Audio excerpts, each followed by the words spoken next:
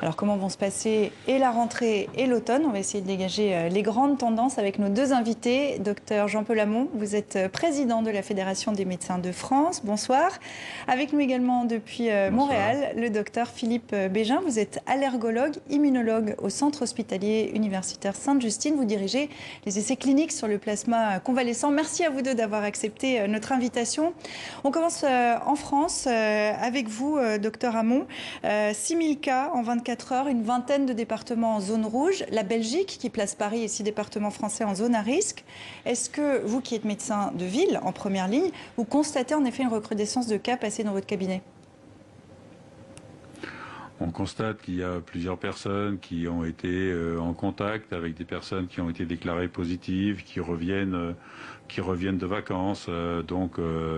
Le virus a toujours circulé et là on se rend compte que comme les gens reviennent dans les grandes agglomérations, ils ont forcément plus de contact avec une population plus importante et c'était un rebond qu'on attendait. En même temps, on constate qu'il n'y a pas plus de personnes hospitalisées ou très faiblement et il n'y a pas de personnes supplémentaires en réanimation. Alors, on observe ça avec intérêt. En France, les autorités prennent des mesures contraignantes pour encadrer cette rentrée. On comprend à vous entendre qu'il y a un effet post-vacances. Mais est-ce que vous, la situation vous inquiète pour les prochaines semaines ? Non, moi ce qui m'inquiète, ce sont les mesures qu'on annonce et qu'on retire le lendemain. C'est vrai qu'annoncer qu'il fallait mettre un masque quand on fait du jogging ou quand on fait du vélo et qu'on n'en met pas et qu'on en met quand on fait de la trottinette, tout ça est un petit peu dommage. Vous savez, on sait qu'il faut être absolument très rigoureux dans tous les lieux clos. On sait que dans des endroits où il y a une énorme fréquentation, comme les rues piétonnes ou les embarcadères, parce que les vacances ne sont pas terminées, ou dans les bateaux, il faut absolument mettre un masque. Mais quand on circule dans la rue, il y a quand même, on n'a pas eu de cas de cas groupés, de clusters pour parler français, après la fête de la musique. Il n'y a pas eu de rebond, donc quand même, je pense qu'il faut il faut laisser vivre, il faut apprendre à vivre avec ce virus, être féroce sur tous les cas tous les cas potentiels, enfin tous les endroits fermés, sur les lieux de travail, dans les cabinets médicaux, etc. Le masque, dans les rues, je pense masque, docteur Hamon, on va y revenir dans un instant. Je vous propose qu'on aille voir au Québec comment ça se passe. C'est la rentrée des classes aujourd'hui. Certaines écoles secondaires ont peiné à tout mettre en place pour le début, pour cette rentrée, et ont donc décidé pour certaines de reporter la rentrée d'une journée pour les élèves de la fin du secondaire. Le plan est jugé inadéquat par des médecins, scientifiques et parents d'enfants d'âge scolaire, dans une lettre envoyée aux autorités, dont le Premier ministre François Legault. Un mot donc sur la situation sanitaire au Canada. On rapporte plus de 125 000 cas confirmés de Covid-19 depuis le début de la pandémie, près de 9 100 décès. Docteur Bégin, comment évolue la pandémie chez vous au Québec ? Actuellement, c'est plutôt calme. On est clairement dans un creux de vague, puis on ne voit pas de grosse recrudescence pour le moment. Ce qui est bien pour la rentrée, en fait, ça fait que tout le monde est dans un état d'esprit quand même plus calme, plus serein. Ce qu'on entend sur le terrain, c'est que la plupart des rentrées se passent bien, se passent dans la bonne humeur. Les enfants ont hâte de retourner à l'école, de revoir leurs amis. Et les professeurs sont en confiance actuellement. Ça aurait été probablement très différent si on était en train de voir un début de recrudescence, un début de nouvelle vague.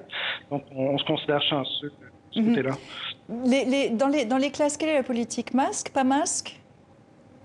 Donc, l'idée, c'est de créer une bulle avec la classe. Donc, dans la classe, il n'y a pas de masque. On veut que les enfants puissent interagir normalement sans sentir l'impact. Par contre, lorsqu'ils sortent de la classe, dans les endroits communs, les cantines, les corridors, les enfants de plus de 12 ans, on s'attend à ce qu'ils portent un masque. Les plus jeunes, il faut faire attention pour pas que ça se croise, pour pas qu'il y ait d'interaction. Donc ça, et c'est encore une autre stratégie, celle du Québec, celle du Canada. On va y venir à cette question du masque, puisque depuis 8 heures ce matin, il est obligatoire dans la capitale française et sa région. Ne pas se couvrir le visage est passible d'une amende de 135 €. Alors, mesure respectée ou pas, est-elle comprise par les Parisiens? On va tout de suite regarder ce reportage de notre consoeur de France Télévisions, Camille Gutin. Depuis 8 heures ce matin, il est obligatoire sur tous les visages. Le masque doit désormais se porter partout dans la capitale. Dans l'Est parisien, La mesure est plutôt bien comprise et respectée par les habitants. Je pense que c'est tout à fait normal de mettre le masque sur Paris, en banlieue. Je pense que ça passera pas comme ça. Hein. Bon, après, il faut se protéger pour éviter le pire au fait. Je pense que s'il y avait aussi une discipline de chacun dès le démarrage, on n'en serait peut-être pas arrivé là non plus. Avec cette décision, le gouvernement espère freiner la propagation du virus en constante augmentation en Île-de-France. Mais certains Parisiens assument clairement de ne pas vouloir le porter tout le temps. Ça me dérange dans la mesure où pour moi c'est une atteinte à ma liberté. C'est mon choix, je le porte quand c'est nécessaire, au travail, en lieu public. Mais là je suis un peu seule dans la rue donc j'estime que j'ai pas besoin de le porter. Le port du masque en revanche ne s'applique pas aux enfants de moins de 11 ans. Les joggeurs et cyclistes en sont aussi dispensés comme ici au Bois de Boulogne. Un soulagement, car selon eux, la mesure était inapplicable. J'ai 24 km à faire, donc ça demande quand même d'appuyer un peu sur les pédales. Donc avec un masque, c'est pas possible. Enfin, on peut pas faire du sport avec un masque, c'est incompréhensible. On veut que les gens ne prennent pas les transports en commun. Si derrière, sur le vélo, on leur impose le masque, c'est délicat. Donc c'est vrai qu'au moins d'enlever le masque sur les vélos, c'est une bonne chose. Dans la rue, mais aussi dans les entreprises, le port du masque devient donc obligatoire. Une manière pour le gouvernement, à la veille de la rentrée, de limiter les risques de reconfinement. Alors, docteur Hamon, vous nous avez dit ce que vous pensez du masque, des effets et des bénéfices. Se pose aussi aujourd'hui la question de l'immunité. On en est où? Bon, écoutez, là, il y a eu un cas à Hong Kong de quelqu'un qui aurait été réinfecté. On n'en sait pas plus. Bon, de toute façon, on va pas s'énerver sur un cas. On sait que nous, ce qu'on constate actuellement, c'est que les gens respectent quand même un peu plus les mesures barrières qui ne le faisaient. On voit davantage de masques dans les rues. On voit davantage de masques dans les magasins et dans les boutiques. Les gens se lavent plus les mains. Donc, je pense que si on respecte enfin les mesures barrières, on va pouvoir juguler la chose. On s'affole parce que le nombre de cas augmente, mais Jean-Paul Hamon, on est en train de perdre la connexion avec vous. J'en suis tout à fait désolée. Merci beaucoup d'avoir été avec nous et à très bientôt. Je vous propose qu'on s'intéresse maintenant au traitement. Philippe Bégin, vous dirigez, vous, les essais cliniques sur le plasma convalescent au CHU Sainte-Justine à Montréal. On va voir de quoi il s'agit, tout d'abord. Diana Berent est une rescapée du coronavirus. Remise de la maladie, elle ne veut pas que son expérience soit vaine. Elle prend l'initiative de faire don de son plasma et de ses précieux anticorps pour aider à trouver un traitement contre la pandémie. Transfusé à des malades, son plasma pourrait favoriser leur guérison. Pour elle, l'espoir est grand. On pourrait être des super-héros. On est dans un état pour le moment où on n'a aucun contrôle sur rien. On vit des temps inédits, inquiétants, où tout nous échappe, mais nous, les rescapés, on peut aider.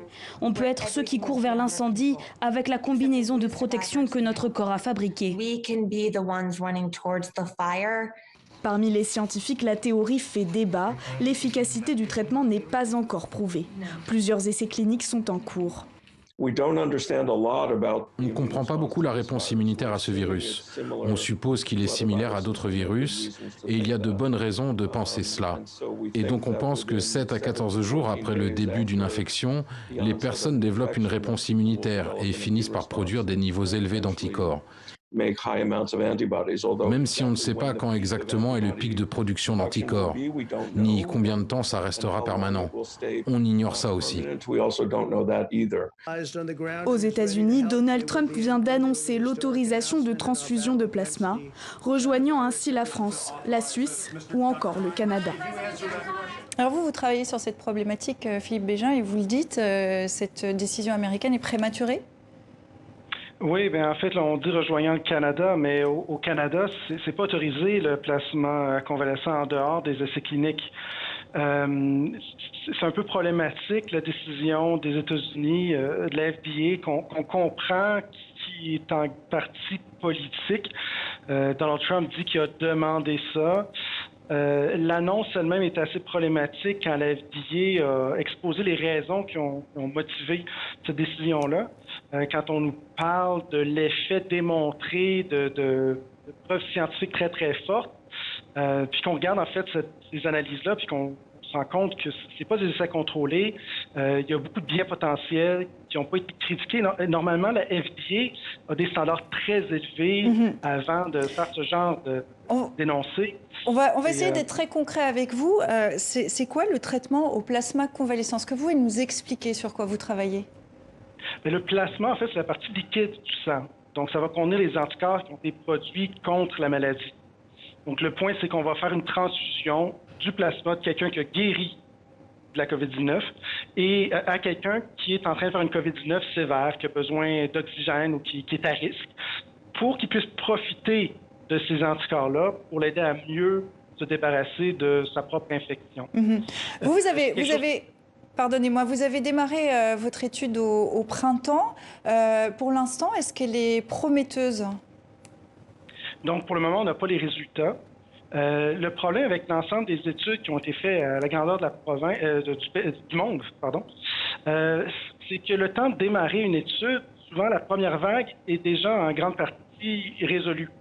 Donc, on se trouve à être dans un creux de vague. Donc, le recrutement pour les patients qui vont recevoir le plasma, qui remplissent tous les critères de l'étude, c'est plus difficile. Les dons, on les a reçus grâce aux patients qui ont des rescapés de la première vague. Donc, on a les stocks de plasma, on est prêt à faire face à la prochaine vague pour faire l'étude. Le problème, c'est qu'on a des centres aux États-Unis qui faisaient des études, puis là, avec la nouvelle autorisation de la FDA, ça va être très difficile de randomiser quelqu'un dans une étude alors qu'il peut recevoir le traitement de toute façon en dehors de l'étude.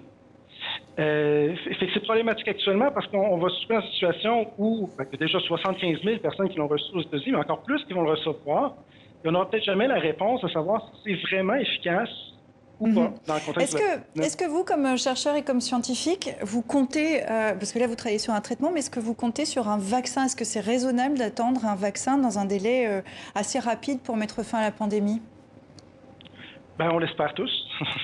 On ne peut pas prédire si ça va fonctionner ou pas. En recherche, vous savez, quand on regarde les études préliminaires, la majorité, quand on tombe dans des études à grande échelle, finissent par ne pas fonctionner. Là, il faut s'en remettre aux experts qui disent que les signaux qu'ils ont sont très, très prometteurs, qui fait qu'il peut-être il peut y avoir des vaccins qui viendraient disponibles d'ici à l'année prochaine. Mais encore là, est-ce que c'est un surplus d'optimisme? Est-ce que c'est réaliste? On ne sait pas, puis il y a une portion de chance là-dedans. Absolument. Et on attend tous. Merci beaucoup d'avoir été avec nous, docteur Bégin. Merci d'avoir été avec nous depuis Montréal.